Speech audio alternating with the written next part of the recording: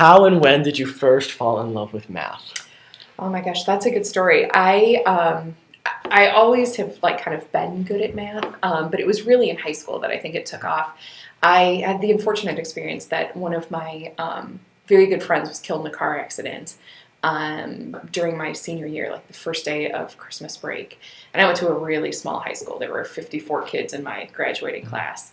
And it was my math teacher who, when we came back from break, like took time out of, we didn't teach, or he didn't teach that day. We didn't do any math, and we just told stories about, this friend of ours. And for whatever reason, that sort of endeared me to him. And he pulled me aside at the end of the year and was like, he knew I wanted to go into education, but I wanted to do elementary. And he's like, I really think you should think about secondary ed. And I was like, oh, who wants to teach high school kids? They're jerks and all of this stuff. But in the long run, like, he was right. And so he really instilled that love of math for me. His name was Mr. Keller. So, do you consider yourself an easy or a hard grader? Ooh, that's a good question. I would say I'm probably, generous with partial credit. But at the same time, I'm not, you can't just slack off and get by. So maybe middle of the road there.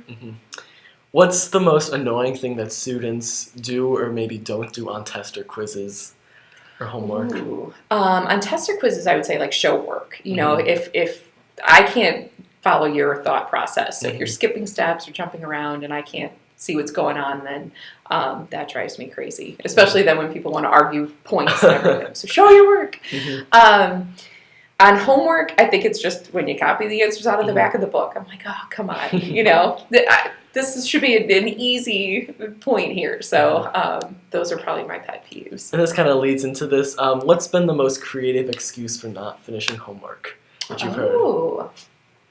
I don't actually know if I've heard a real creative one. My former students must have been pretty boring. So we'll see what you guys can come up with. So you took a break from teaching to be with your boys. And what drew you back to come and teach here at Ladin? I had a couple of my former colleagues are actually here. Ms. Heyman up in LR, and then I don't know her new last name. It was Faye Ahn. She's in science.